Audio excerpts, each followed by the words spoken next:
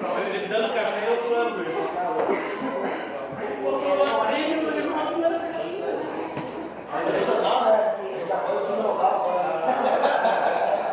Dá uma força, pô. Quando for morar em Nova Petrópolis, vai não torcer pra Nova Petrópolis. Quando for morar em Canoa, vai torcer pro Porto Alegre, vai torcer lá pro Zequinha. Aí é legal. E tinha uma questão pra fazer. Nunca mais nem foto, nada. Não vai passar o carro aqui, né? Aqui no chapéu. Vou fazer pra nós lá.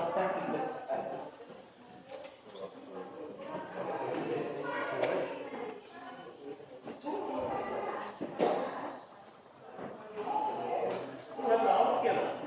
Isa? Não vai pra aula? Os colegas podem. Só pode correr, os colegas pode ter aula, não, querido? Agora ele vai fazer terapia. Vai ter que fazer aula também.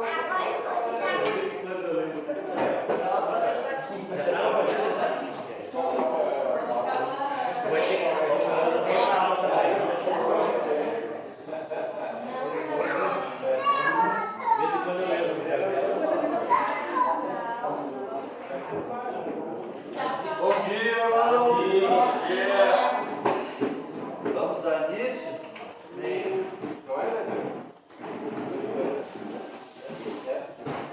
Irmão Diego, leva a gente em oração, meu irmão, por favor.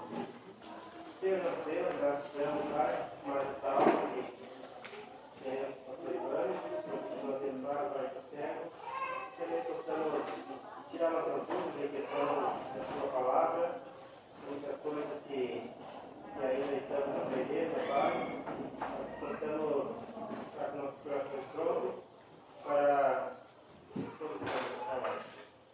Que abençoe cada um de nós, desejo para nossos irmãos que estão em viagem, que estão doentes, Pai, Senhor, cuide e guarde cada um deles.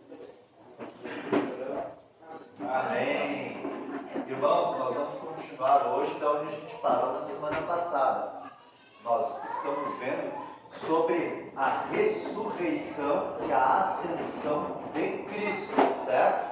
Então, Cristo, a obra completa da salvação, está junto no pacote a sua ressurreição. Ele não apenas morreu na cruz, mas ele ressuscitou dos mortos ao terceiro dia e ascendeu ao céu, certo? Olha só, Paulo sabia que mesmo nessa vida agora, a ressurreição de Cristo revestia o ministério cristão e a obediência a Deus de um novo poder, especialmente porque traz consequências para a nossa capacidade de ver o mundo e de viver a vida cristã, acumulando cada vez mais vitórias sobre o pecado. Vamos ver esses versículos com essa ótica, que a ressurreição de Cristo nos ajuda a vencer o pecado. Vamos ver esses versículos. Voluntário para Efésios 1, 16 a 21. Pastor, para 1 Pedro 1, 3 a 6. 1 Pedro 1, 3 a 6. Dou-lhe uma. 1 Pedro aqui, o irmão. Romanos 6, de 1 a 14. Romanos 6, de 1 a 14. Quem vai pegar este versículo para ler? A irmã Cristina. E o Colossenses 3, o irmão Bolas. Vamos lá ver esses versículos com essa ótica. Pastor.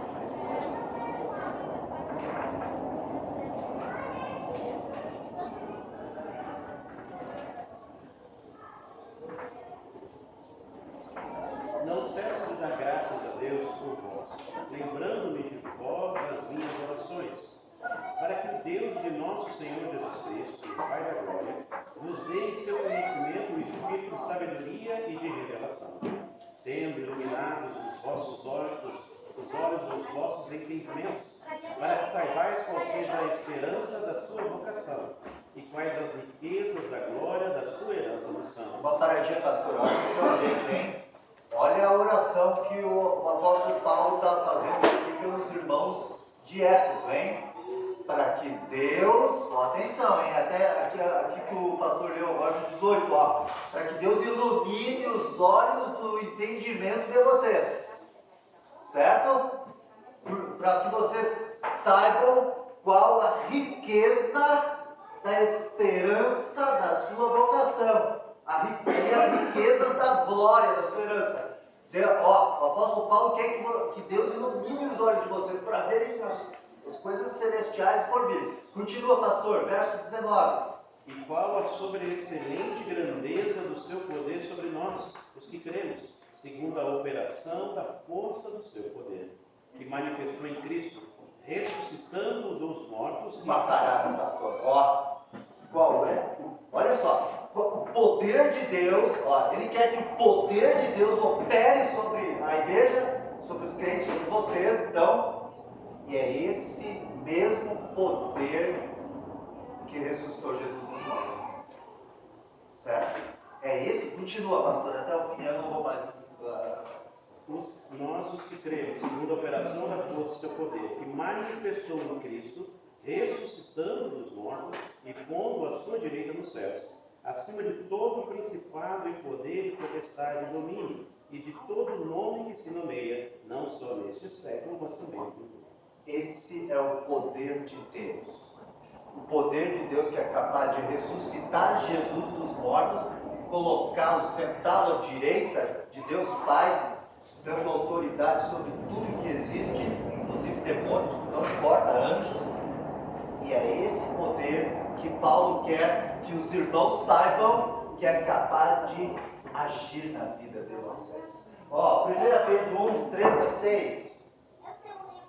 Bendito seja Deus e Pai do nosso Senhor Jesus Cristo, que segundo a sua grande misericórdia, nos gerou de novo para uma viva esperança, pela ressurreição de Jesus Cristo dentre os mortos, para uma herança incorruptível, incontaminadável e que não se pode mudar, guardada nos céus para vós, que mediante a fé estáis guardados na virtude de Deus para a salvação, já prestes para revelar no mundo inteiro, em que vós grandemente nos alegrais, ainda que agora importa, seja necessário que estejais por um pouco conquistados, com várias tentações.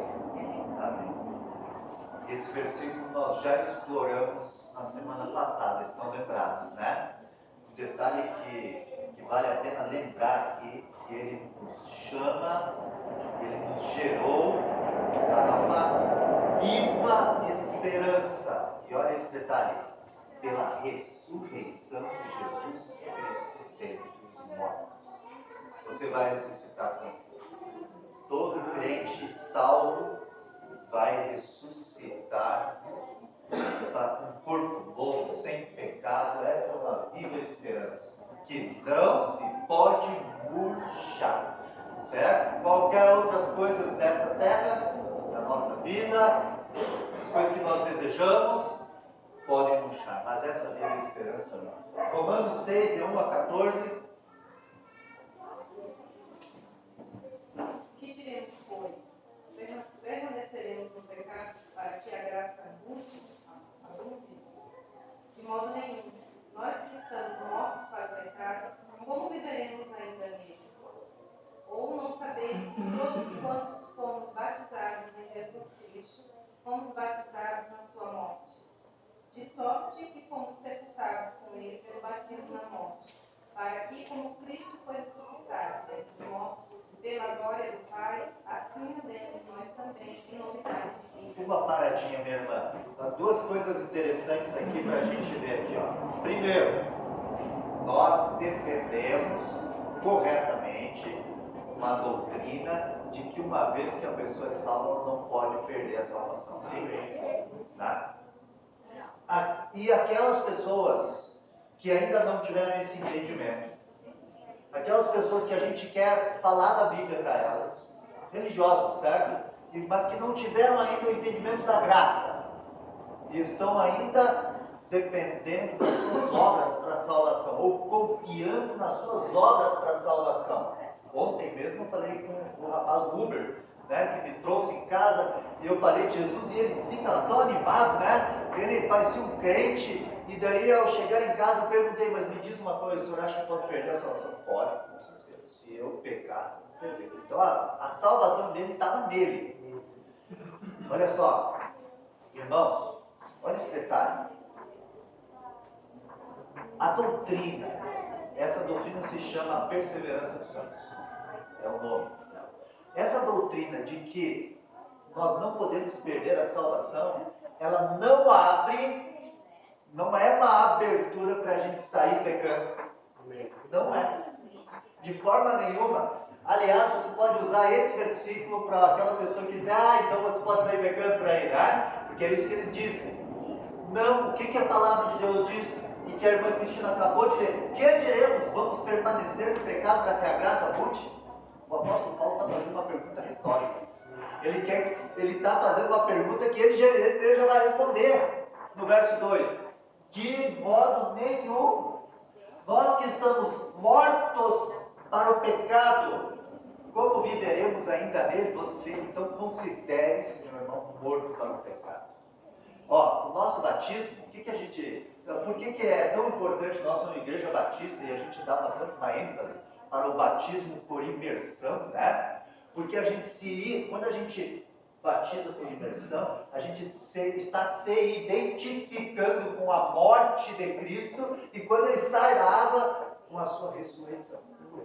Então, a gente já deve andar aqui com essa visão de que morremos para o pecado, já somos nova criatura, amém? Então, minha irmã, continue. Porque se fomos plantados juntamente com ele na semelhança da sua morte, também o seremos na da sua ressurreição. Sabendo isto, que o nosso homem velho foi com ele crucificado, para que o corpo do pecado seja desfeito, para que não sirvamos mais ao pecado. Porque aquele que está morto está justificado do pecado. Ora, se já morremos em Cristo, cremos que também com ele viveremos. Sabendo que tendo sido Cristo ressuscitado dentre os mortos, já não morre. A morte não mais tem domínio sobre ele. Pois quanto a ter morrido, de uma vez morreu para o pecado, mas quanto a viver, vive para Deus. Assim também nós nos considerais certamente mortos para o pecado, mas vivos para Deus em Cristo Jesus nosso Senhor. Não reine, portanto, o pecado em vosso corpo mortal, para lhe obedecerdes em suas concupiscências. Nem tampouco apresentei os vossos membros ao pecado por instrumentos de iniquidade, mas apresentai-vos a Deus como vivos dentre mortos, e os vossos membros a Deus como instrumentos de justiça. Porque o pecado não terá domínio sobre vós, pois não estáis debaixo da lei, mas debaixo da graça.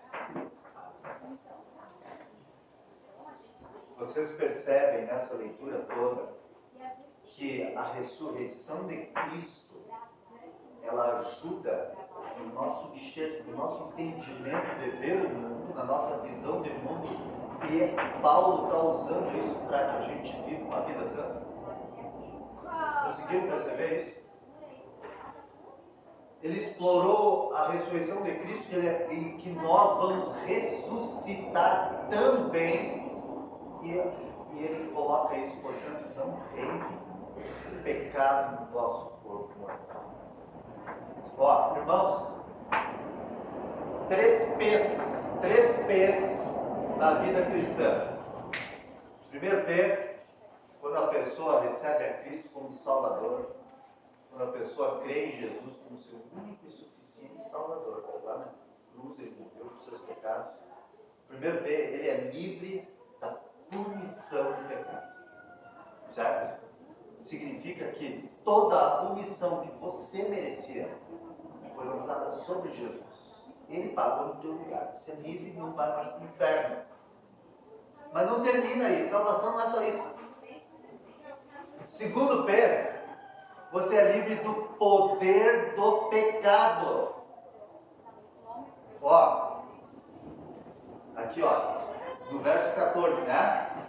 Porque o pecado não terá domínio sobre vós, pois não estáis debaixo da lei, mas debaixo da graça. Você sabia que ao apresentar o pecado, você sabe, ó, eu sou viciado em café, tá bom? Provavelmente alguns irmãos aí são viciados em outras coisas. Químico, tá bom? Preciso tomar café, senão meu corpo fica... Quem mais aí que precisa tomar café, senão vai dar dor de cabeça ou alguma coisa assim, certo? Tem outras pessoas. O pecado, eu dou graças a Deus por eu ser viciado em café. Dou graças a Deus, sabe por quê? Porque eu consigo entender o que é uma pessoa viciada no pecado. É a mesma coisa. A pessoa, por exemplo, pessoa viciada em pornografia, certo? O qual eu fui uma vez viciado nisso. Então eu entendo como é. A pessoa não consegue não ver aquilo. Mas, quando a pessoa é salva, é possível. Sabe por quê? É possível agora. Porque a força não é mais a força só dela. É possível não pecar nesta área. É possível um homem começar a ser fiel à sua esposa. Porque é um poder que Deus opera. Ó, Deus vem e salva uma pessoa. Imagina uma pessoa que vivia no esgoto, na feia mesmo, a vida podre, tá? Deus vem lá e salva ela. Ó, vou pegar um exemplo. O apóstolo Paulo, tá? Né? Perseguindo cristãos.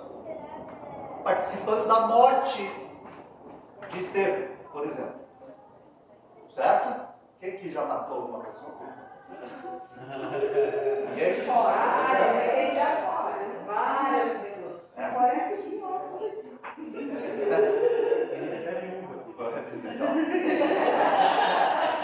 O Saulo de Tarso participou pelo menos de uma de Estevão, tá falando? Possivelmente participou de morte de outros. Mas a gente não tem esses detalhes na Escritura. Esse homem perverso Deus salvou e transformou. Então, esse poder de fazer com que e esse homem, ele tinha um prestígio, tá? Prestígio. Olha aqui, meus irmãos, não é fácil deixar o prestígio por Jesus, tá? Certo? Ó, mas o poder de Deus faz com que ele pega todo o seu currículo maravilhoso, né? Se fosse nos dias de hoje, o escritório dele está cheio de certificados e tal, e doutorados e coisas. O Saulo de Tarso, junto com o Gamaliel, o cara, o YouTube dele está bombando. Milhões de seguidores. Exatamente.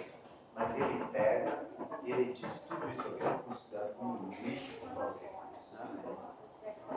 Deus, esse Deus que é capaz de fazer com Saulo largar o seu prestígio por causa de Jesus, faz com que o viciado em pornografia largue por causa de Jesus.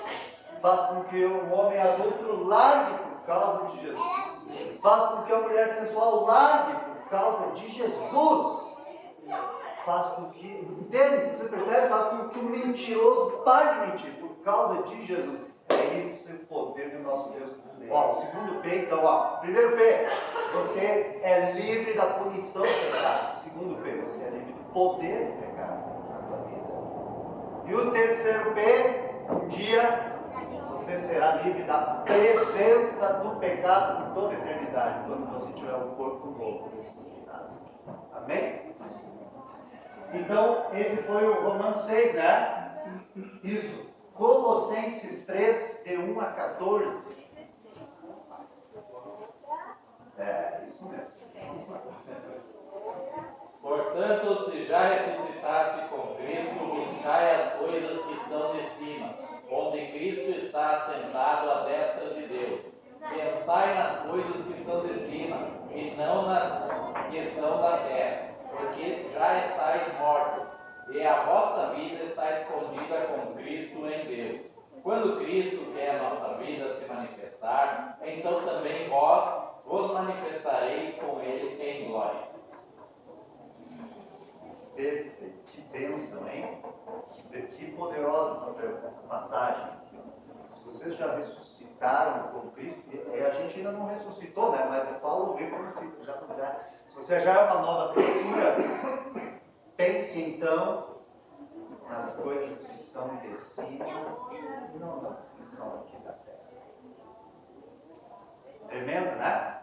Vocês percebem como a ressurreição de Cristo nos fortalece na nossa vida, aqui e agora, já?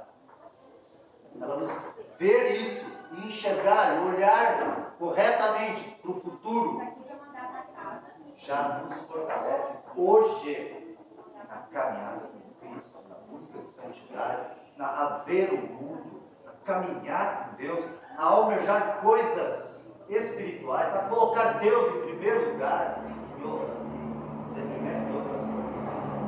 Vamos ver o próximo? Ó, a ressurreição de Cristo garante a nossa justificação. Paulo associa a ressurreição de Cristo com a nossa justificação. Justificação é isso, ó, somos declarados justos. Diferente de ser justo. Às vezes a palavra de Deus diz que o justo é diferente do ímpio, certo? Esse justo, quando sempre que você olhar e a Bíblia estiver falando do justo, o que é esse justo? É a pessoa que foi justificada, certo? Para você não confundir, porque já que a Bíblia diz não há um justo, nenhum sequer, né? O que seria, quando lá em Romanos, quando diz não há um justo, nenhum sequer, o que quer dizer isso? O que quer dizer isso? Sim, todos os pecadores. O que é necessário para ser justo? Oi? Ser santo? Tá certo? Oi? Perfeito. Perfeito. Como é isso que é necessário. Naquele versículo. Não há um justo. Não há nenhum perfeito como Deus. Não tem nenhum que não pecou. Não tem nenhum perfeito. Não tem nenhum. O pastor eu acho que ia falar, né? Sem culpa. Sem culpa. Não tem nenhum sem culpa. Certo? Por isso que não há nenhum justo. Não tem nenhum que cumpre a lei de Deus nos seus mínimos detalhes. Quem aqui nunca quebrou a lei? Já nascemos pecadores. E depois a gente quebra a lei. Agora você pode ser, o contrário disso é justificado. Gratuitamente. Declarado justo, portanto. Ó Deus, olha que Deus tremendo, né? Ele declara o ímpio, ele declara justo. Esse aqui é justo por causa de Cristo, certo? Então, ó, Paulo associa a ressurreição de Cristo com a nossa justificação, somos declarados justos. Bom, a ressurreição dos mortos foi a declaração de Deus Pai da aprovação da obra redentora de Cristo. Vamos ver esses versículos? Romanos 4, 25 ali. Filipenses 2, 7 a 11, a dona Carla. E o irmão Jonas pode pegar a primeira Coríntios. Sim? Não, não queria? Porque é só um versículo, ele é mais. Ah! 1 Coríntios 15. Vamos lá, vamos ver esse versículo aí. Romanos 4, 25. Qual foi entregue por causa das nossas transgressões e ressuscitou por causa de nossa. Isso. Olha que detalhe esse versículo. Ressuscitou. Tem outras versões que dizem. Só pode ler a sua versão? 4. Qual dos nossos pecados foi entregue e ressuscitou para a nossa crucificação. Olha que interessante. Ressuscitou para a nossa justificação. Né? Então, a obra redentora não termina na cruz. A cruz é uma etapa dela. Ó, mas ele ainda tinha que ressuscitar. Sabe uma coisa? Se Jesus não ressuscitasse, sabe o que isso significa? Ele não é Deus, que ele é um pecador. Porque o salário da morte é o pecado, né? Ou não, o contrário. O salário do pecado é a morte. Se Jesus não ressuscitasse, o que ia apontar? Ele era um pecador como nós. Então a obra não ia estar concluída. Ele só morreu pelos seus próprios pecados. Né? Mas como ele foi morrer pelos nossos pecados, não pelos deles, ele ressuscita, é como se a obra tivesse, é como se Deus Pai estivesse aceitando, sabe? Está pronto, né? Então, Filipenses 2, 7 a 11. Mas esvaziou-se a si mesmo, tomando a forma de servo, fazendo-se semelhante aos homens. E achando a forma de homem, humilhou-se a si mesmo, sendo obediente até a morte de cruz. Por isso também Deus o exaltou soberanamente e lhe deu um nome que é sobre todo nome, para que o nome de Jesus se dobre todo o joelho, dos que estão no céu, na terra e debaixo da terra, e toda a língua confesse que Jesus Cristo é o Senhor da glória. Amém. Olha que bonito isso. No finalzinho, para a glória de Deus Pai. Bonito, né? Ó, Deus Pai o exaltou soberanamente sobre todas as coisas. E o 1 Coríntios 15, 17. E se Cristo não ressuscitou, é por a vossa fé, e ainda permaneceis nos vossos pecados. Isso mesmo. Ó, irmãos, havia um murmurinho naquele tempo ali de que Jesus não havia ressuscitado fisicamente mesmo. Mas esse versículo, o apóstolo Paulo está tratando isso com os irmãos de Corinto. Ó, se Cristo não ressuscitou, então a fé de vocês é vazia, não serve de nada. E vocês ainda estão mortos nos seus pecados. Percebe?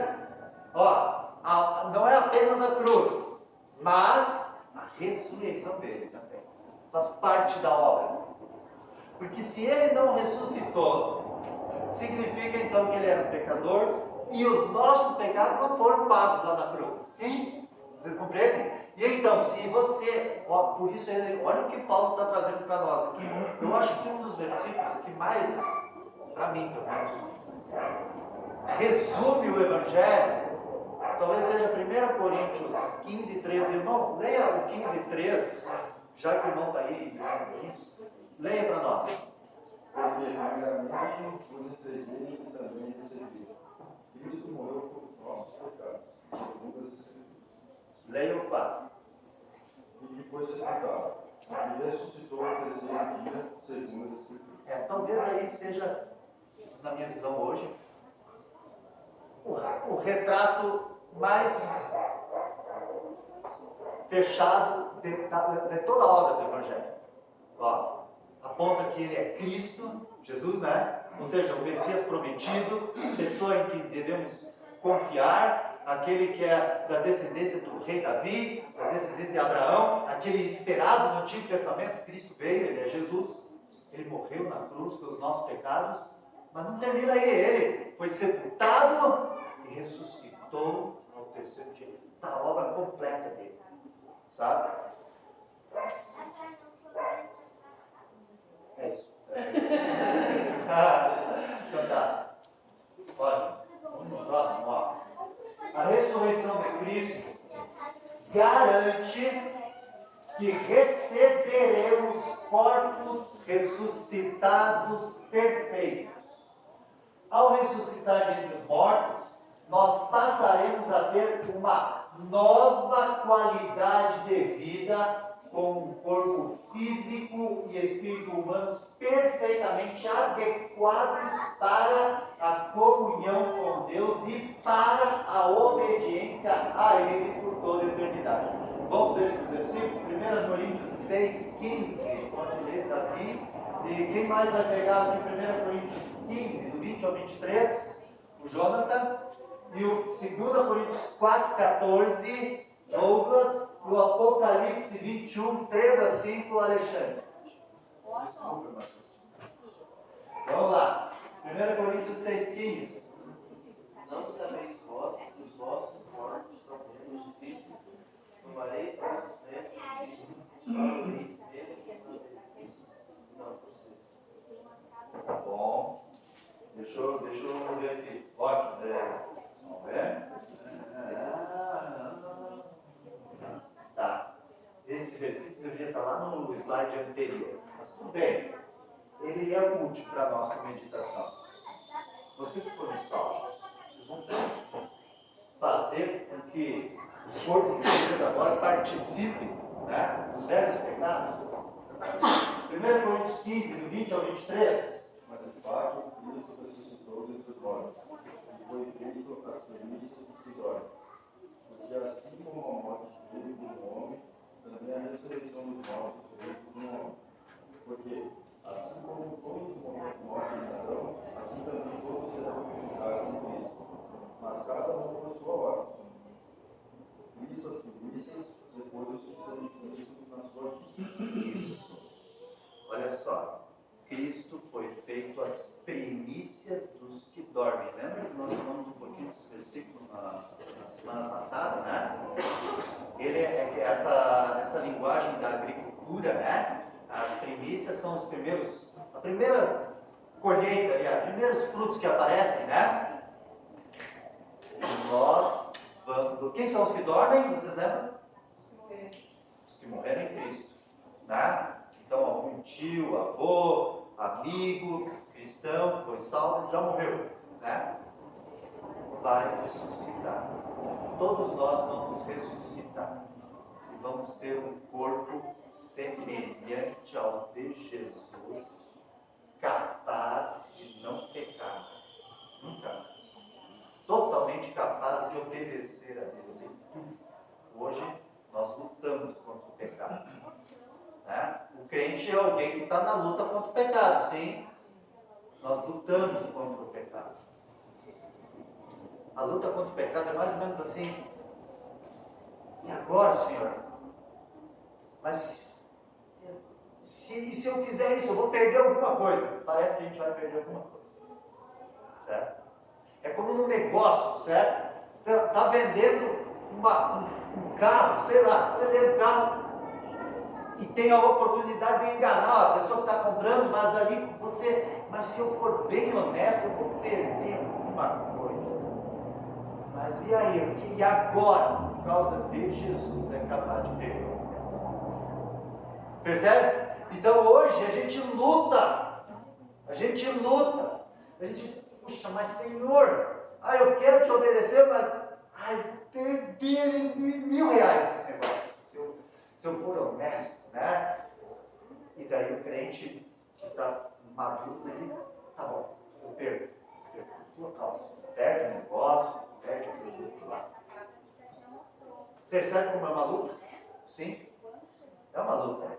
É uma luta. Às vezes perder é ganhar. Sempre, com Deus, perder é ganhar. Perder não precisa se lembrar. Perder é ganhar.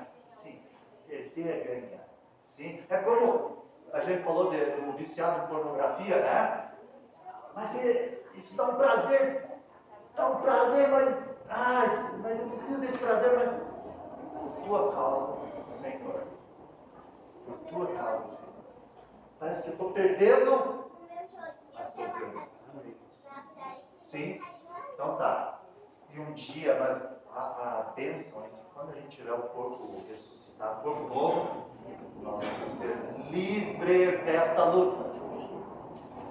Nós vamos ser livres desse combate contra o pecado. Nunca mais. Livre da presença do pecado. Eis aí um corpo novo necessidade de todo mundo. Né? Então, isso foi qual, hein? Tá. Então, 2 Coríntios 4,14. Pois sabemos que Deus, que ressuscitou o Senhor Jesus, também nos ressuscitará com Ele e nos levará junto com vocês até a presença dEle. Amém. Né? Nos levará junto até a presença dEle. Perfeito. Apocalipse 21, 3 a 5. Antes de ler esse versículo, olha esse detalhe, ó. Ao ressuscitar dentre os mortos, nós passaremos a ter uma nova qualidade de vida. Certo? Diferente de hoje. Melhorada. Com um corpo físico e espírito humano perfeitamente adequados para a comunhão com Deus e para a obediência a Ele por toda a eternidade. Vamos ver lá o Apocalipse 21, 13 assim. Eu vi uma grande voz do céu que dizia: Eis o tabernáculo de Deus com os homens, o Senhor lhes fará, e eles serão seu povo, e o mesmo Deus estará com eles e será o seu Deus. E Deus limpará os seus olhos toda a lágrima. Não haverá mais morte, nem pranto, nem calor, nem dor, porque já as coisas são passadas.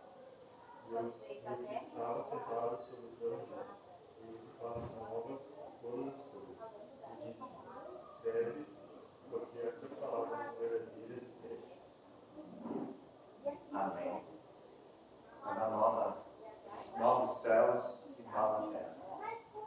É o futuro que nos aguarda. Esse é o futuro que nos aguarda. Esse é o futuro que aguarda o cristão. Ó, Deus deixou isso registrado para que a gente se alegre, sabe? Deus deixou essas coisas registradas para que a gente possa. Isso fortalece a nossa luta contra o pecado. Isso fortalece o nosso viver hoje. Você já encontrou forças olhando para essas coisas futuras? Que às vezes as coisas estão dando errado. Errado do jeito que a gente quer, né? Certo? Não errado do jeito como Deus quer. Errado do jeito como a gente quer. Às vezes Deus não está fazendo aquilo que a gente quer, né? Certo? Por que Deus não faz as coisas que a gente quer às vezes? Já que Romanos 8:28, que a gente está memorizando, diz assim: porque todas as coisas contribuem juntamente para o bem daqueles que amam a Deus. Por que não está fazendo tudo do jeito que eu quero? Por que o cristão às vezes quebra a perna? Se todas as coisas contribuem para o bem e o cristão quebra a perna. Para lembrar ele que na eternidade ele não vai ter uma perna quebrada. Eu gostei disso. Eu tenho uma placa aqui, com certeza ela não vai me acompanhar, né? Amém. Bom, uma coisa é certa, com certeza na eternidade nós vamos ter um corpo perfeito. Certíssimo. Você está fazendo dieta agora? Oi? Mas ó, por que o cristão às vezes fica doente? Porque se tudo contribui para o meu bem, né? Por que o cristão às vezes perde dinheiro? Por quê? Ora, simplesmente porque o bem, ali ó, tem um detalhe ali, está no verso 29. Porque aos que, quem é que memorizou até agora? Né? Porque todas as coisas contribuem juntamente para o bem daqueles que amam Deus.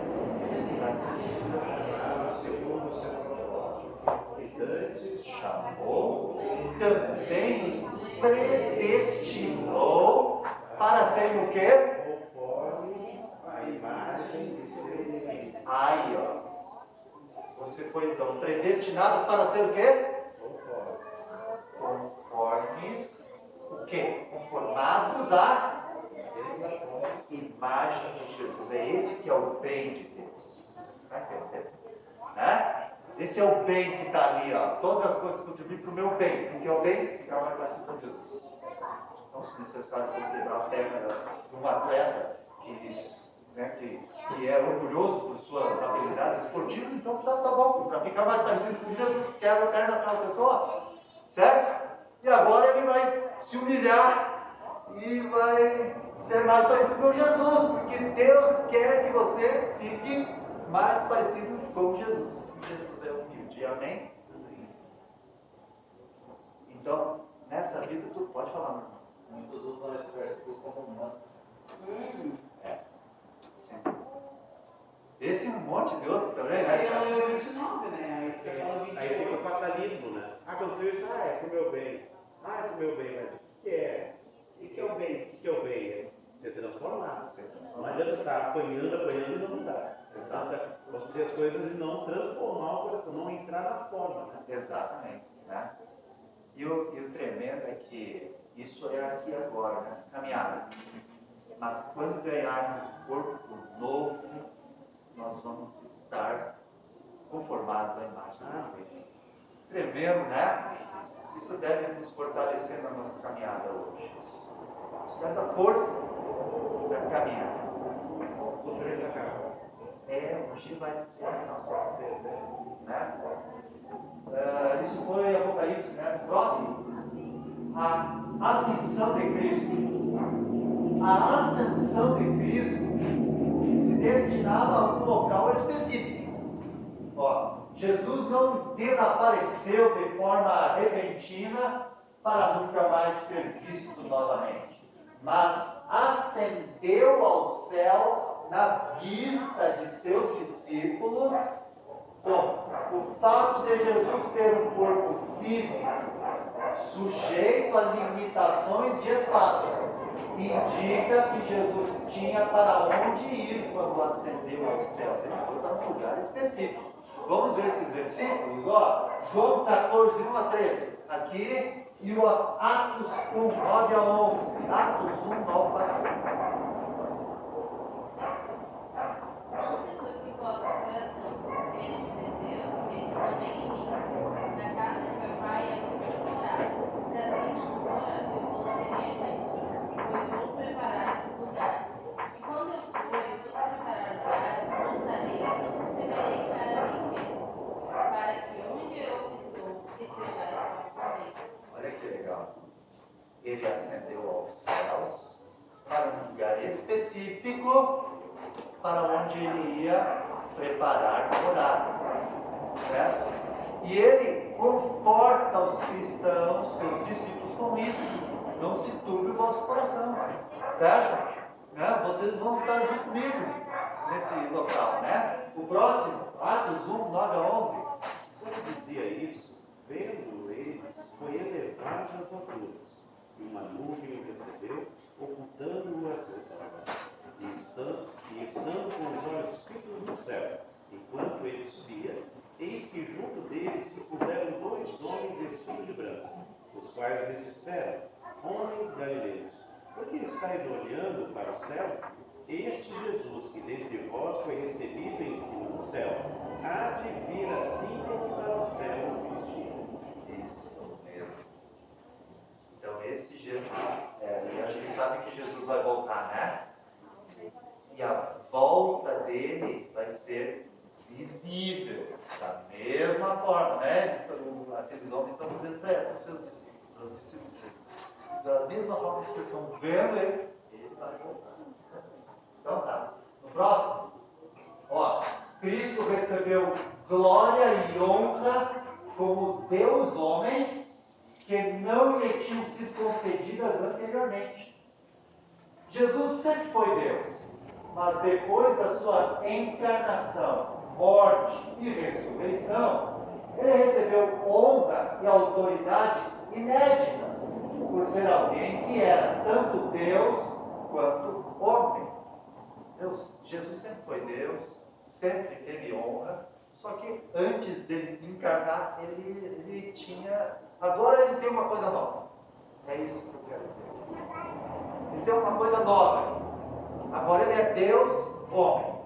Certo? Vamos ver esses versículos. João 17, 5. Quem vai pegar? João 17, 5. Vamos aqui, vamos assistir. Filipenses 2 e Hebreus 1, 13 e 4. Hebreus 1, lá. E o Apocalipse 5, 11 a 13. Apocalipse 5. Vamos lá, vamos ver esses versículos. João 17, 5. E agora glorifica-me tu, ó Pai, junto de ti mesmo, com aquela glória que tinha contigo antes que o mundo existisse. Ótimo. Jesus recebe a glória que ele tinha antes de fazer qualquer coisa. Vamos continuar. Filipenses 2, 8 a 11. E achado na forma de homem, humilhou-se a si mesmo, sendo obediente à morte e morte de cruz. Pelo que também Deus exaltou soberanamente e deu um nome que é sobre todo o nome, para que ao nome de Jesus se dobre todo o joelho dos que estão no céu, na terra e debaixo da terra. E toda a língua confesse que Jesus Cristo é o Senhor, para a glória de Deus. Amém. E olha esse detalhe, as escrituras trazem esse detalhe bonito, assim, ó. Deus exalta, Deus Pai exalta Jesus para a glória de Deus Pai. Bonito, né? Que Jesus é exaltado, Deus Pai é exaltado, né? Então, vamos lá, Hebreus 1, aí, e detalhe, a exaltação de Deus. Para que tudo esteja debaixo da autoridade de Jesus. Absolutamente tudo. Para que potestades, para que anjos, para que homens estejam debaixo da autoridade de Jesus. Hebreus 1, 3 a 4.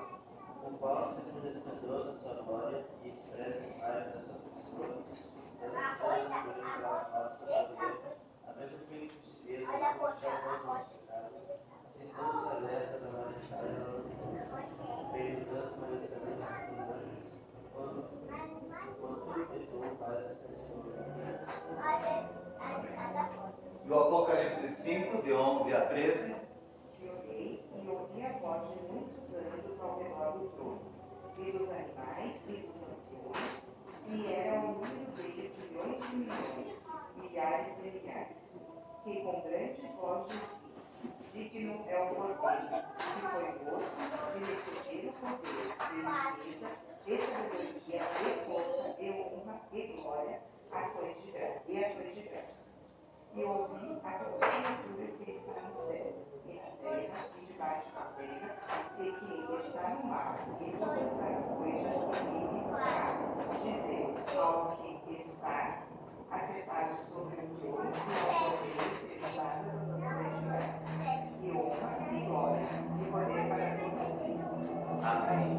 Irmãos, quem é esse cordeiro que o apóstolo João está tendo ali na visão? Sabe, o fato dele ter, olha só o detalhe. Imagine se o homem não tivesse pecado. Se Adão não tivesse pecado. Imagine se Adão não tivesse errado. Imagine você, como descendência de Adão, imagine o homem não pecou, mas faça esse exercício. O homem nunca pecou. E ele tem aquela comunhão com Deus que Adão tinha no Éden, tá? Então, você fez? Você imaginou isso? Certo? Agora imagine você lá no futuro, você é um pecador horrível, fez tanta coisa ruim na vida, Deus te perdoou, Deus te agraciou, certo? Foi gracioso contigo, salvou tua alma, mandou o seu filho morrer por você, e agora você ressuscitou dos mortos, está com um corpo novo diante de Deus, certo? Qual dos dois vai render mais adoração a Deus? Aquele que nunca pecou ou aquele que passou por tudo isso, ressuscitou dos mortos e está lá na frente de Deus perdoado? Qual dos dois? Perceberam? Jesus foi conferido para ele uma honra inédita, como cordeiro que morreu pelos nossos pecados. Foi uma honra extra, uma honra maior do que antes dele se fazer carne, do que antes dele se fazer, certo? Percebe? E nós vamos estar no céu adorando o cordeiro que foi morto pelos nossos pecados. E vamos adorá-lo. Nós vamos adorá-lo mesmo. E nós vamos saber do que foi o nosso passado e do que é agora. Né? Diante de Deus. A nossa adoração vai ser maior. Então tá. Esse foi o Apocalipse 5, né? Vamos para o próximo, ó. Cristo se assentou à direita de Deus. Aqui é outra palavra, tá? Não é ascensão, é ascensão de Cristo. Sessão de Cristo. Essa palavra, ela vem do latim e ela quer dizer sentar, certo? Então essa doutrina fala do fato de Jesus vir e sentar-se à majestade, à direita de Deus. Então, ó, o Antigo Testamento predisse que o Messias se assentaria à direita de Deus. Certo? Quando Cristo subiu para o céu, ele cumpriu essa profecia. Além de demonstrar a conclusão da obra da redenção, o ato de assentar à direita de Deus, é uma indicação de que ele recebeu autoridade sobre o universo. Vamos ver esse versículo? Salmo 110, 1, quem vai pegar? Pode ser ali. E o Hebreus 1 e 3, o irmão, né? Um de vocês dois aí, foi o senhor? Pode ser. Hebreus 1, Efésios 1, 20 a 23. Quem vai pegar esse Efésios? Quem vai pegar a irmã Deus já escolheu, pastor. O Efésios 1, 20 a 23, quem vai pegar? Aqui, né? Sim? E o 1 Pedro 3, 22, aqui, ótimo. E o Atos 2, 33, lá o Alexandre. Vamos ver esses. Eu acho que o Alexandre está se espreguiçando, né? Ele está se espreguiçando. Deus escolheu por ele. Vamos ver esse versículo aí. Salmo 110, 1. Disse o Senhor ao meu Senhor: assenta-te à minha direita, até que eu ponha os teus inimigos debaixo dos teus pés. Olha aqui, esse versículo é tremendo. Como assim o Senhor disse para o meu Senhor? Né? Como assim? Alguém tem a resposta para isso? Como assim que tem o Senhor? Dois fariseus entenderam. É, né? Eles quiserem entender. É, Senhor Pai e Senhor Filho. perfeito. Perfeito. Disse Deus Pai, senta-te à minha direita. Né? Certo? Então vamos ver agora. Hebreus 1, 3. Tendo Deus equivocadamente falado muitas vezes e de muitas maneiras aos pais, pelos profetas, a nós falou nos últimos dias pelo Filho. Tá. Vamos ver se 3. Não, é 3. Não, vi errado lá. O qual, sendo vencedor da sua glória, e a expressa imagem de sua pessoa, sustentando todas as coisas pela palavra do seu poder, havendo feito por si mesmo a purificação dos nossos pecados, assentou a destra da majestade e das alturas. Olha o que o escritor de Hebreus está dizendo. Ele assentou a destra da majestade nas alturas. Cumpriu a profecia de Salmo. Certo? Jesus cumpriu. Ó, Jesus ascendeu aos céus, ele foi para algum lugar específico, sim? E ele assentou-se à destra da majestade. Efésios 1, 20 a 23. Mas Jesus é Deus, ressuscitando dentre os mortos, e pondo a sua direita no céu. Acima de todo o principado, de poder, de potestade e domínio de todo o nome que se nomeia, não só neste século, mas também de novo, e sobre todas as coisas da terra, e sobre todas as coisas constituiu a cabeça da igreja, que é o seu corpo, a plenitude daquele que cumpre tudo em todos. Legal, né? Então, ó, esses versículos estão mostrando uma coisa. Jesus se assenta na direita e ele recebe também autoridade. Deus lhe dá, Deus Pai lhe dá autoridade sobre todo o universo. Absolutamente tudo. Sabe? Né? Esse foi o Efésios. Né? 1 Pedro 3, 22. Qual está à destra de Deus, tendo subido ao céu, havendo-se sujeitado aos anjos e às autoridades e às potências. Os anjos, as autoridades, classes de anjos, né? Hierarquias de anjos, até demônios estão debaixo da autoridade de Jesus.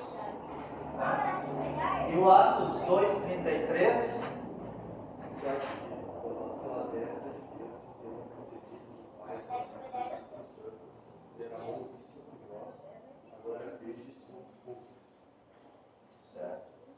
Então, olha, vamos ler de novo esse versículo, porque ele tem mais um detalhe bonito ali, ó. Sentado à destra de Deus, Tendo recebido do Pai a promessa do Espírito Santo, derramou isso que vós agora destes e o isso. Jesus. Tu leu o completo aí? Leu um pedaço, né?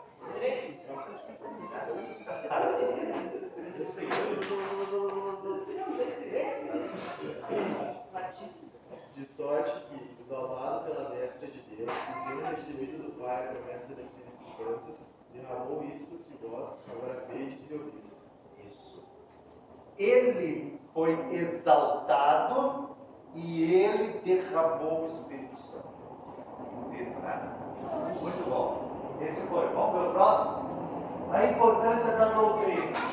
Já que estamos unidos com Cristo, a ascensão de Cristo antecipa a nossa ascensão futura com Ele. E isso nos fortalece em nossa caminhada cristã.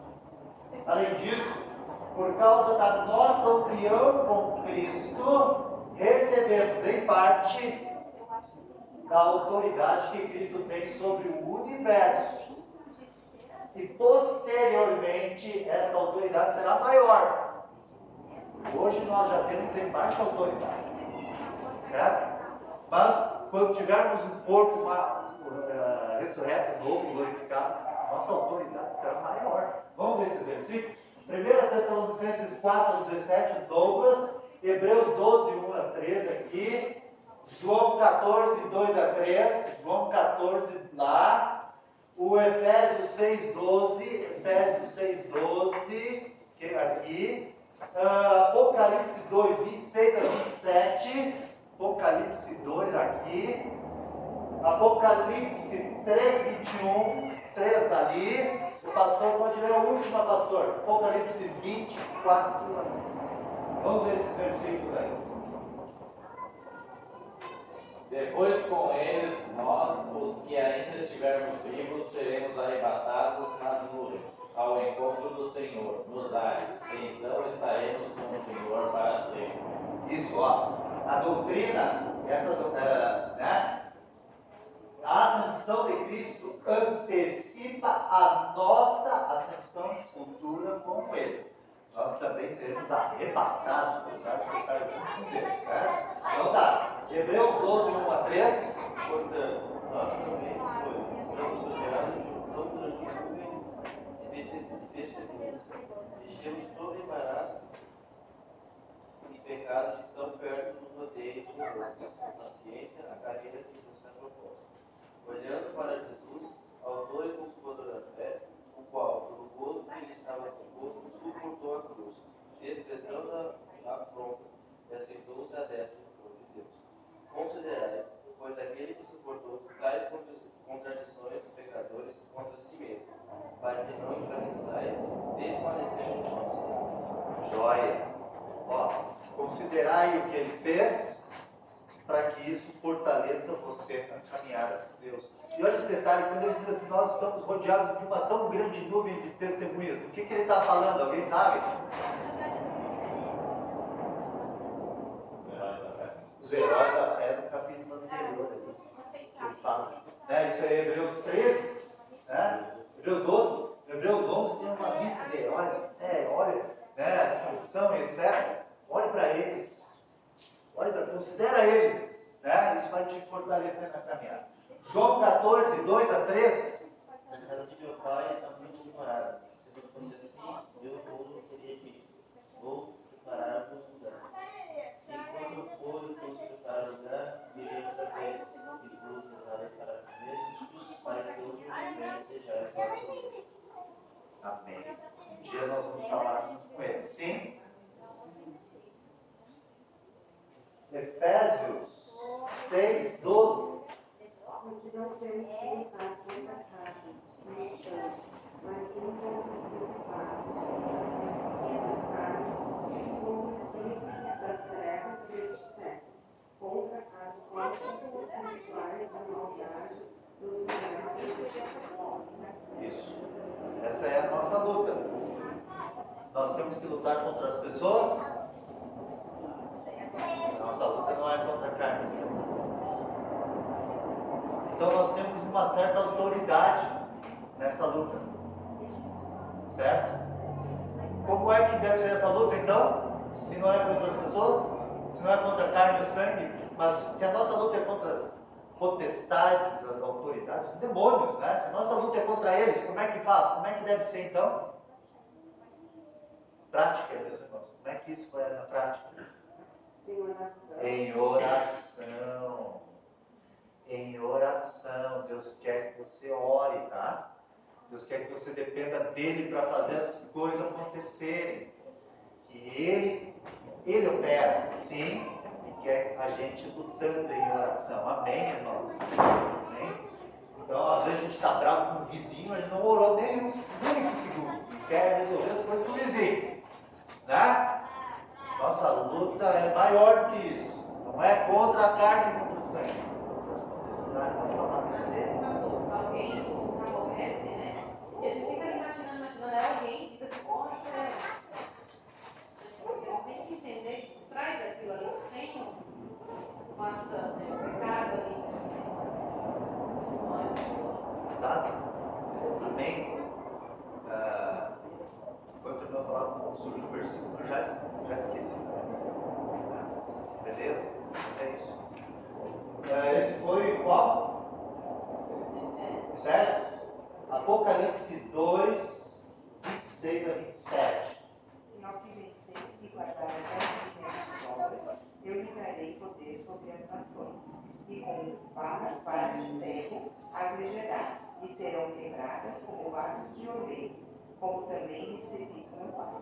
Ó, vai ganhar autoridade maior, né? Quando tivermos corpos glorificados. Eu também, como é que está aquele detalhe ali? O que vencer e guardar até o fim as minhas obras, eu darei poder sobre as nações e as regerá, né? É assim que está, né? Com vara de ferro as regerá. Isso é no futuro, meus irmãos, certo? Então, isso a gente tem o nosso entendimento que isso é no milênio, né? No milênio que isso vai acontecer. Maior autoridade que a gente vai ganhar da parte de Deus. O Apocalipse 3, 21. Ao vencedor, dar-lhe-ei sentar-se comigo no meu trono, assim como também eu venci e me sentei com meu Pai no seu trono. Tá. Quem é que é o vencedor aqui? Isso é muito importante. Quem é que é o vencedor? Oi? Os crentes. Nós. E por que a gente é vencedor? Porque a gente fez as nossas obras e foram perfeitos, é por isso? Foi por Cristo. Ele nos faz vencedor, tremendo, né? Esse nosso Deus. Ele nos faz vencedor. Né? Então agora, o pastor, o 20, do 4 ao 6. E tronos e assentaram-se sobre eles aqueles a quem foi dado o poder de julgar. E vi as almas daqueles que foram degolados pelo testemunho de Jesus e pela palavra de Deus, e que não adoraram a besta nem a sua imagem, e não receberam o sinal na testa nem na mão, e viveram e reinaram com Cristo durante 1000 anos. Uma parada, pastor. Vale a pena a gente dar uma olhada nisso bem. A palavra de Deus diz que um dia a igreja, o seu povo, vai passar por um período de grande tribulação. Certo? Jesus falou assim, ó, vocês serão perseguidos e odiados por todas as nações. Isso está em Mateus 24. Se algum voluntário for lá procurar o versículo exato para nós, Mateus 24, mais ou menos lá pelo 10, eu acho. Vocês serão odiados de todas as nações por minha causa, ele diz. Por minha causa. Ó, e haverá uma tribulação tão forte que se Deus não tivesse encurtado. O senhor achou lá, pastor? Os irmãos acharam? Vale a pena a gente explorar um pouquinho esse versículo agora, porque faz parte. Vamos ver lá. Então sereis atribulados, vos matarão, sereis odiados de todas as nações por causa do meu nome. Isso mesmo. Com quem Jesus está falando? Com os seus discípulos. Ele está falando com os seus discípulos, irmãos. Para esses discípulos, ele está avisando para eles: um dia vai chegar um momento que vocês serão odiados no mundo inteiro. No mundo inteiro. Qual é o motivo? deles serem odiados? Por causa do meu nome. Por minha causa. Ó, irmãos, a grande tribulação, ela é o seguinte, não são pessoas que vão ser odiadas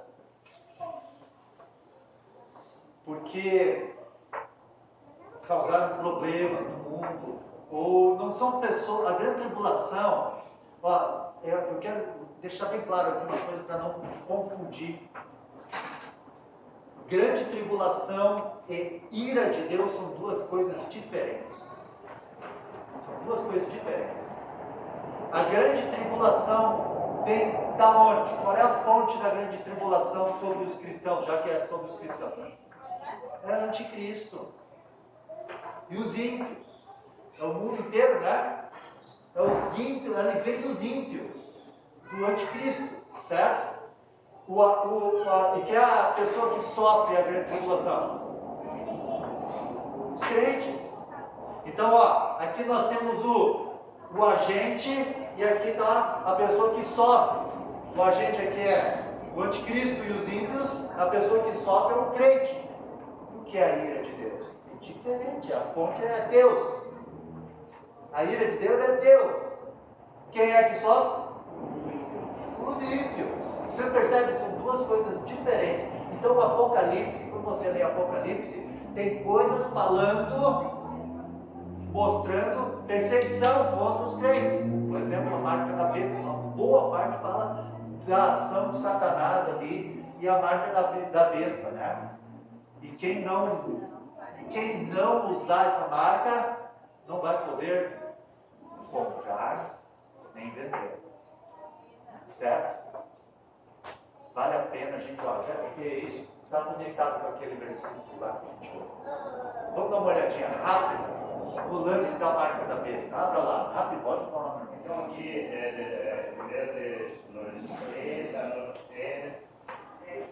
ajudei. Tessalonicenses 4:17 acaba com qualquer discussão, qualquer dúvida sobre arrebatamento. Vamos ver o que o senhor pode ler para nós, por favor? Depois de nós, os que fomos vivos, seremos arrebatados juntamente com eles, na nuvem, e encontrar o Senhor nos ares, e assim estaremos sempre com o Senhor. Perfeito, bem. Porque há uma discussão sobre arrebatamento. Existe, sim. Claro, tem uma discussão. Tem uma discussão. Mas aqui haverá o arrebatamento. Vai haver. Vai ter o arrebatamento. Vai ter o arrebatamento. Só que o arrebatamento não é para nos livrar da grande tribulação. E o anticristo é anticristo ou anticristo? Antes de ser antes ou é antes o contrário de Cristo? É o contrário de Cristo. Aliás, tem um detalhe melhor aí. Não, ele é contra Cristo, mas tem um detalhe na palavra, que talvez o pastor saiba, um detalhe ali. Eu tenho que pesquisar em casa, tem um detalhe na palavra de anticristo, que ele tem, eu só não quero falar uma besteira aqui, mas tem a ver com apostasia, com alguém que já foi um eu tenho que pesquisar em casa. Mas tem feito anticristo?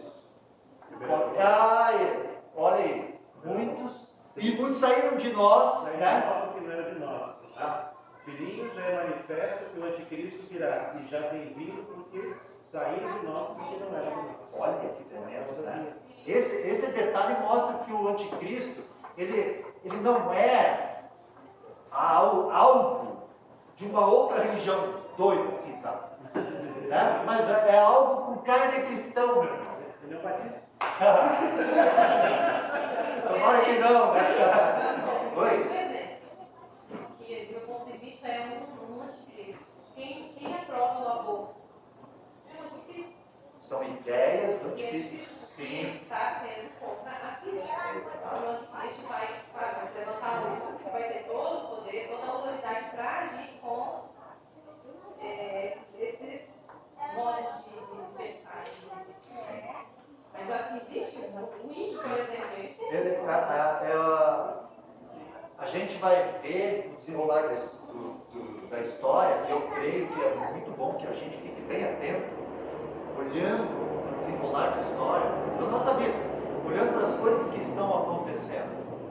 Porque o anticristo, ele quer promover, no nosso entendimento, certo? Que uma espécie de religião mundial, certo? E possivelmente ela vai ter uma cara de cristã. Na época da Reforma Protestante, eles pensavam que o Papa era o anticristo, porque tinha cara de cristão, mas não tinha nada a ver com Deus, com a Bíblia, com a palavra, né? Era tudo uma loucura, mas tinha cara de cristão, certo? Por isso eles estavam, naquela época, muito certeiros, tanto é que as confissões de fé antigas, se vocês olharem para Westminster, de Batista, de 1689, eles dizem, não, o Papa é o anticristo, ponto final, né? Eles tinham certeza disso, né? Então, o anticristo vai ter esse entendimento, creio que ele vai ter uma aparência, religião que vai surgir, vai ter uma aparência de cristã, tá, meus irmãos? Por isso o apóstolo Paulo fala, muitos vão apostatar, né, para Timóteo. Agora, detalhe aqui do arrebatamento. O arrebatamento não é para nos livrar da grande tribulação. Não. Mas para nos livrar da ira de Deus. Olha que diferença. Porque a ira de Deus é contra quem? Sim, nós não vamos sofrer a ira de Deus. Não é contra nós. Os ímpios é que vão sofrer a ira de Deus, os cálices da ira. E nós teremos. Percebe a diferença, meu irmão? Não é para nos livrar de uma grande tribulação que está para nós. A grande tribulação. Jesus está avisando os discípulos: vocês vão passar por uma grande tribulação. Não tem como a gente distorcer esse negócio. É tão claro, olha. Infelizmente tem como distorcer. Infelizmente. Mas olha então, ó, agora, abram lá comigo, a gente já vai terminar, mas isso é muito importante. Abram lá em Apocalipse 13.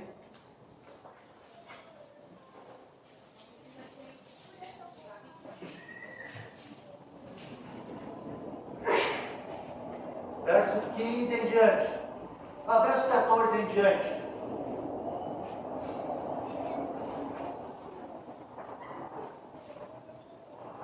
Ó, todos chegaram?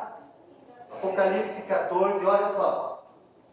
E engana os que habitam na terra com sinais que lhe foi permitido que fizessem em presença da besta, dizendo aos que habitam na terra que fizessem uma imagem à besta que tinha a ferida da espada e vivia. E foi-lhe concedido que desse espírito à imagem da besta, para que também a imagem da besta falasse e fizesse que fossem mortos todos os que não adorassem a imagem da besta. Então, atenção, aquilo que aconteceu com Daniel, com Sadraque, Mesaque e Abednego, lá na Babilônia, vai acontecer de uma forma mundial. Tá? As pessoas vão ser obrigadas a adorar algo que não é Deus, a quebrar o primeiro mandamento: não terás outros deuses diante de mim, não adorarás, não farás imagens de escultura para adorá-los. Os 2 primeiros mandamentos ali, as pessoas serão obrigadas a fazer isso. Os crentes não vão querer. Os crentes não vão querer fazer isso. Os crentes vão ser odiados. Os crentes vão ser mortos. Ó, verso 16. E faz que a todos, pequenos e grandes, ricos e pobres, livres e servos, não importa se você é capitalista, se é socialista, eu sou comunista, eu sou super capitalista, não importa. Não importa. Não importa a posição política, é o mundo inteiro. Mas eu sou de direita, eu sou de esquerda, não importa. Não importa, mas todo mundo, mas eu sou pobre, sou mendigo, não importa. Todo mundo vai ser obrigado a que seja posto um sinal na sua mão direita ou nas suas testas. A gente não sabe ainda o que é esse sinal. Nós não sabemos. Mas a gente sabe que esse sinal, verso 17, para que ninguém possa comprar ou vender, senão aquele que tiver o sinal, ou o nome da besta, ou o número do seu nome. Aqui é sabedoria. Aquele que tem entendimento, calcule o número da besta. Nós não entendemos, nós não sabemos como é que é esse cálculo, certo? Alguns teólogos dizem que na numerologia, que era uma prática, né, naquele tempo, dava para descobrir o nome desse líder que vai surgir aí. E que tem um número, né? Porque o número de um homem, e o seu número é 666, tá? Nós não entendemos, eu não entendo isso. Mas tem mais detalhes aqui que vai nos ajudar a entender. Ainda que a gente não entenda como calcular esse número, ele vai ser posto na mão direita ou nas testas. É um sinal claro. Segundo sinal, eu não vou conseguir comprar nem vender, eu não vou conseguir mais receber o meu salário. Atenção, o cristão vai ficar desempregado. Porque você não vai mais receber o seu salário se você não receber essa marca. Você está preparado para largar o teu emprego por Jesus? Não hoje, né? Lá, quando isso aparecer. Sim, sim. Irmãos, isso é importantíssimo. A gente começar a pensar agora. Importantíssimo. Olha, sabe quem mais vai sofrer vão ser os cristãos ricos. Imagine você com uma mega empresa, com 50 funcionários, você é milionário. Tem cristãos milionários. E agora? E agora? Você é obrigado a receber essa marca, senão você não vai receber os pagamentos que a tua empresa recebe. Tudo vai estar conectado, tudo vai estar, certo? Você estaria disposto a abrir mão da tua empresa multimilionária por Jesus? Porque você vai ter que fazer isso. O crente vai ter que fazer isso. O crente fiel vai abrir mão. O crente fiel vai abrir mão. O crente que foi regenerado, que foi salvo, ele vai abrir mão. Então é bom você já se preparar hoje para você abrir mão naquele dia. Pode falar. Eu vi uma informação sobre o superintendente, eu acho que foi no Bradesco, que ele falou que em 2 anos não existirá mais uma alternativa. Não vai saber o que ele está falando. Já está tudo acontecendo. Isso é do nosso tempo, minha irmã. Ó, dizem que ano que vem já não vai ter papel mais dinheiro. E ano que vem agora já. Né? Daqui 2 meses já é ano que vem. Né? Tá? Não vai mais ter dinheiro no papel. Então, as coisas, eu acredito, mas eu não quero bater o ponto final aqui. Eu acredito que essa marca da vez pode muito bem ser um tipo de chip, tá? Que nem cartão de crédito. Cartão de crédito tem um chip lá, quando eu vou no caixa do ônibus, né? Já tem gente que já usa chip. Não é obrigatório, mas pode. Hoje não é obrigatório. Não sei se é esse o chip. Essas pessoas, a gente não pode dizer que elas receberam a marca da besta. Não é obrigatório, elas estão fazendo por conta própria. Mas o dia é esse, olha, o cristão, agora pastor, agora o senhor pode ler de novo o Apocalipse 20. Tá bom, legal. Vamos lá de novo no Apocalipse 20 agora. A gente, com isso em mente, o cristão, ele vai. O que o cristão vai fazer quando ele vai ter que perder o emprego por causa de Jesus? Quando ele vai ter que perder a empresa dele por causa de Jesus? Quando ele não vai mais poder pagar o imposto da casa dele por causa de Jesus? Quando ele não vai mais poder botar gasolina no carro? Você não vai mais botar gasolina. Você não vai mais botar gasolina por causa de Jesus. Porque se você não tiver a marca, como é que você vai pagar pela gasolina? Então, já está tudo indo para aquele lugar. Ó, você tem que estar preparado para isso. quer preparar você. E pastor, nós queremos preparar você. Eu quero estar preparado. Nós temos que estar preparados. Pensando hoje. Nós temos que estar hoje preparados com isso na mente. Bem firmado. Para que quando acontecer a gente viver isso. Eu abro mão, Senhor. Abro mão da minha. Do meu trabalho. Por tua palavra. Como Sadraque, Mesaque e Abednego fizeram. Adora aqui agora, senão vai ser morto. Não. Nosso Deus pode nos livrar se não quiser. Saiba que nós não vamos adorar essa imagem. Pastor, o senhor chegou lá em Apocalipse 20? Sim. Leia para nós lá de novo. E vi tronos e assentaram-se sobre eles, e foi-lhes dado o poder de julgar. E vi as almas daqueles que foram degolados pelo testemunho de Jesus e pela palavra de Deus, e não adoraram a besta nem a sua imagem, e não receberam o sinal em suas testas nem em suas mãos, e viveram e reinaram com Cristo durante 1000 anos. Mas os outros mortos não reviveram, até que os 1000 anos se acabaram. Esta é a primeira ressurreição. Bem-aventurado e santo aquele que tem parte na primeira ressurreição.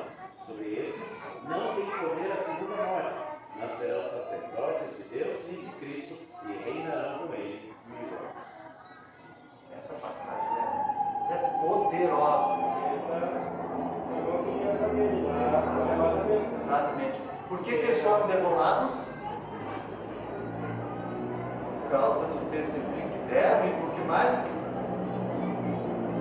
Como é que foi esse testemunho? Eles foram degolados porque não receberam a marca. Suas testas, sua mão direita. Como é que foi a morte deles? Executado. Mas,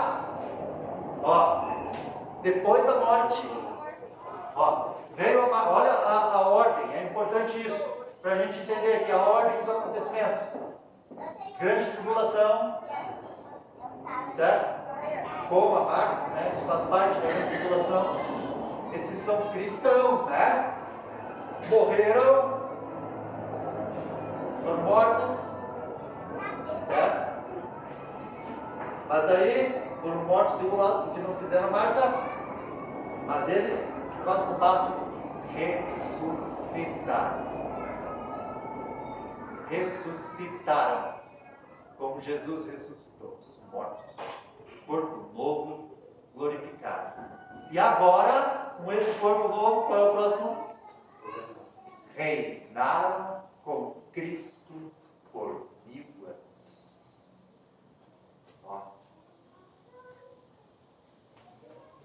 O detalhe é que somos pré-milenistas. É isso. Antes do milênio. Ressurreição dos mortos. Nós vamos ir à volta de Jesus antes do milênio. Reinar como Cristo durante 1000 anos. Depois da ressurreição dos mortos. Pode falar. Isso, elas se encaixam ali, no momento entre a morte e daí vem aqui, grande tribulação, certo? Sofremos, morremos, alguns vão conseguir escapar, alguns vão conseguir escapar, porque Paulo disse, mas nós, os que estivermos vivos, não precederemos os que dormem.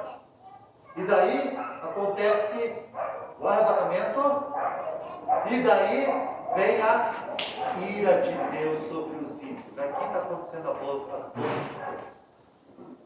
No momento em que Deus está derramando a sua ira sobre os ímpios.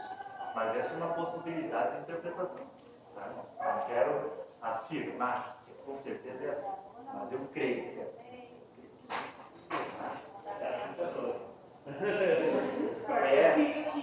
Até porque lá na teologia não sei lá, que aqueles que alguns iriam querer não ter nascido.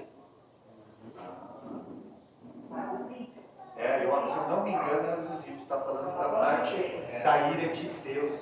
Porque a ira de Deus Vão desejar a morte, não vão. é esse mesmo, isso é a ira de Deus. Agora, irmão, esqueci que eu ia falar.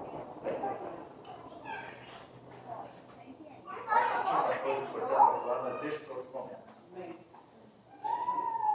Pastor, leva a gente à oração, meu irmão.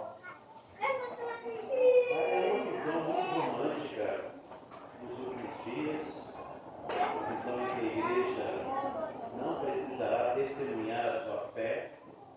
O Senhor Jesus disse que nós ainda não lutamos até o sangue contra o pecado, combatendo contra o pecado.